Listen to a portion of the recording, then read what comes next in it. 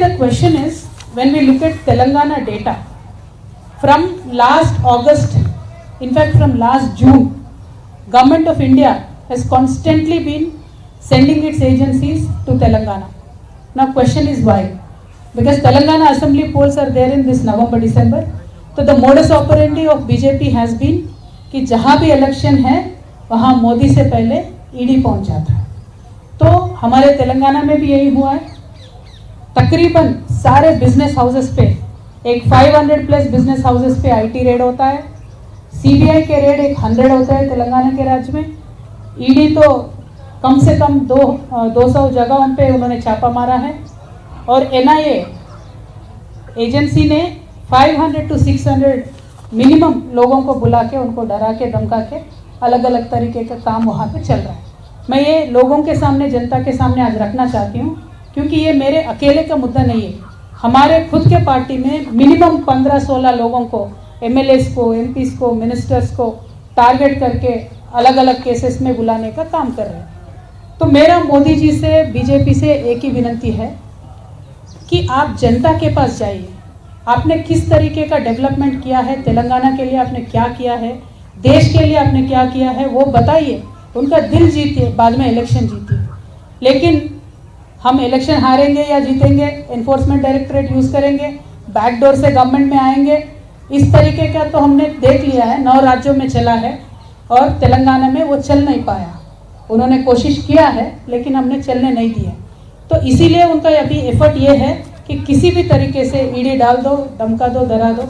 लेकिन हम भी मोदी जी से और भारतीय जनता पार्टी से और पूरे देश की जनता से बता दें कि हम डरने वालों से नहीं हैं. हम एक आंदोलन करके स्टेट को हासिल करके आज स्टेट में सरकार चला रहे हैं. आगे चल के भी हम जनता के लिए ही काम करेंगे और हम बराबर मोदी जी का, भारतीय जनता पार्टी का जो फेल्यूर्स है उसको एक्सपोज करते ही रहेंगे. देखिए, मोदी जी ने 2022 तक बहुत वादे किए थे. उन्होंने जवान को फेल कर दिया, इस किसान को फेल कर दिया, युवाओं को फेल कर दिया. हर एक सेक्शन में वो सिर्फ और सिर्फ फेल्यूर हो और कुछ भी नहीं है.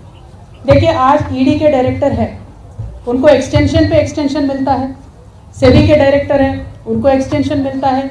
एसबीआई के डायरेक्टर है, उनको एक्सटेंशन मिलता है रिटायर होने के बाद. एलआईसी के डायरेक्टर है, उनको एक्सटेंशन मिलता है. क्यों मिल रहा है इनको? क्योंकि जहां ये बोलेंगे वहां वो जनता की पैसा निवेश करेंगे और बाकी ये जो एजेंसी है वो जहां बोलेंगे वहां जाके काम करेंगे. तो मैं सिंपल सवाल भारतीय जनता पार्टी से पूछती हूँ, अग्निवीर में आप जो लोगों को, युवाओं को ले रहे हैं, उनको एक्सटेंशन दीजिए पहले. क्यों नहीं मिलेगा उनको एक्सटेंशन? क्यों ले रहे हो आप उनको 4 साल को? 4 साल के लिए उनको क्यों ले रहे हो? 4 साल के लिए आप उनको लोगे, ट्रेनिंग दोगे, बाद में रास्ते पे छोड़ दोगे क्या? या जैसे आपके भारतीय जनता पार्टी के नेता बोलते हैं, आपके ऑफिस में चौकीदार की नौकरी पे रखोगे? आर्मी कितना सेंटिमेंटली जुड़ता है देश के साथ, जनता के साथ. पूरा परिवार छोड़ के, जान पे खेल के आर्मी में रिक्रूटमेंट के लिए बच्चे आते हैं. तो मैं आज यहाँ से डिमांड करती हूँ मोदी जी से, आप 4 साल के लिए अग्निवीरों को ले रहे हो, उनका एक्सटेंशन दीजिए, परमानेंट कीजिए. क्योंकि आज भी आर्मी में 3.5 लाख वैकेंसीज है. तो मैं इतना ही पूछना चाहती हूँ मोदी जी से, आपके फेल्यूर्स को छुपाने के लिए आप जिन जिन राज्यों में इलेक्शन चल रहा है उन राज्यों में आप जाके सारे केसेस डाल रहे हो और हम जरूर इनको फेस करेंगे. देखिए, फ्रेंडली उनके जितने भी पॉलिटिकल पार्टीज होते हैं उन पे कोई रेड नहीं होता है. फ्रेंडली उनके जितने भी बिजनेस हाउसेस है उन पे कोई रेड नहीं होता है. उन सबके लिए तो 7 खून माफ हो जाते हैं. अब अदानी जी ले लीजिए, बाकी बहुत लोग हैं, उन पे तो कुछ नहीं होता है. और आज तो इतना चर्चा है पूरे देश भर में कि देश में डबल इंजन सरकार चल रहा है. और ये 2 इंजन कौन है देश में? एक इंजन प्रधानी है, दूसरा इंजन अदानी है. तो ये हालत आज देश में है. तो ये बच्चा जान चुका है.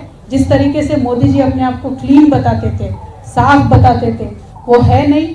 और श्रीलंकन गवर्नमेंट भी यहाँ आके बोल के गया है कि अदानी जी के लिए आप, मोदी जी खुद जाके बोले हैं कि इनको प्रोजेक्ट देना है.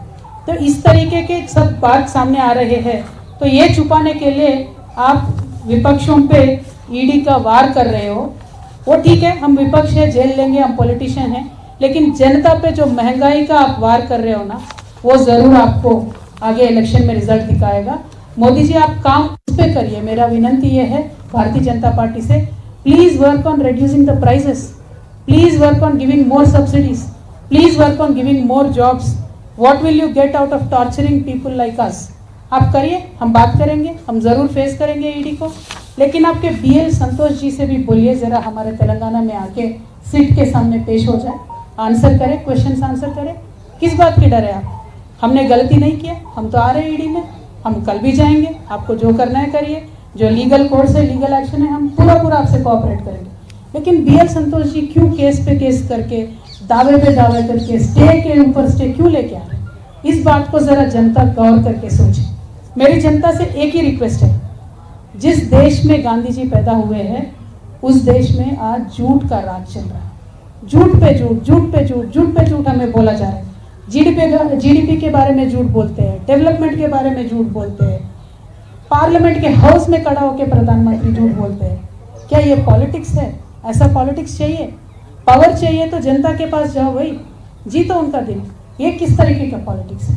हमें सहनशीलता का भी हद होती है। मैं भारत की जनता से इतना ही बोलना चाहती हूँ,